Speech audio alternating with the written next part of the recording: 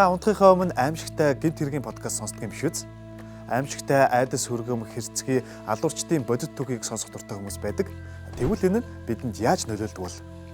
2022 он гэхэд Америкийн нэгдсэн улсын нийт насанд хүрсэн сонсогчдын 34% нь гэмт хэргийн подкаст сонсдог их судалгаа байна. Харин манай улсын хувьд нийт 1 сая идэвхтэй подкаст сонсогч байгаагаас 29% нь гэмт хэрэг болсон явдлын талаарх подкаст сонсдог их судалгаа гарчээ. Яагаад хүмүүс энэ төрлийн подкастыг дурлаж сонсдог вэ гэвэл нэгдүгээрт гэмт хэрэгтнүүдийн сэтгэл зүйн онцлог, шийдвэр гаргалт, хүүхэд нас, амьдралын орчин нь сонсогчдын сонирхлыг их татдаг. Энэ хүн яагаад ийм болсон бэ? Юу ийм болгов гэдгийг хүмүүс олж мэдхийг хүсдэг. Хоёрдугаарт энэ төрлийн контентууд эхлэл, өрнөл, оргил хэсэг гээд сонсогчдыг уйж чаддаг. Болсон явдалд хүмүүс хизэнээсээ л шимтдэг байсан шүү дээ. Мөн эдрет үйл явдлыг тойрсон төгшүүр хүлээлт, хэргийн тайлал, хүний тархинд адреналин, допамин ялгаруулдаг их судалгаа бий. Гэмт хэргийн агуулгатай контентууд хүмүүсийн анхаарлыг татдгийг бүгдээрээ мэдсэн бол одоо харин сөрөг нөлөөг нь мэдцгээе. Энийг мэднэ гэхээс би нэг жоохон айж байна шүү. Учир нь би өөрөө ч сонсдог.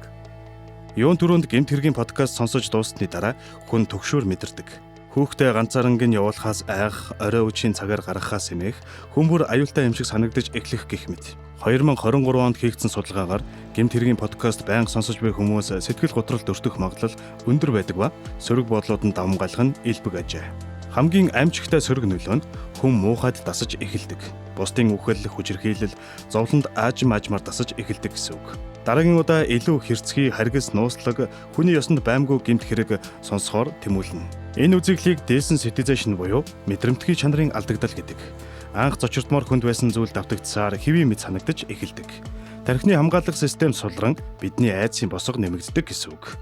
Мөн зарим подкастууд өндөр хандлт авахын тулд хэргийн талаар улам нэмж хачирлаж ярих нь энэ үхэнд. Шүүхийн шийдвэр гараагүй хэргийн талаар буруу ташаа ойлголт өгөх тохиолдолч бий. Эцэст нь хэлэхэд гэмт хэргийн подкастууд бидний сэтгэл зүйд үнэхээр хүчтэй нөлөөлдөг контент юм.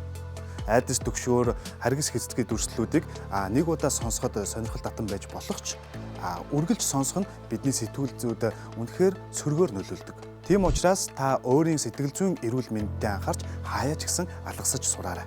Ингээд энэ удаагийн дугаар та бүхнийг жоохон ч гэсэн айдас татуулсан бол биднийг өршөөгөөрэй. Дараагийн дугаар хүртэл түр баяртай. Лайк, шеэрээ мартаваа.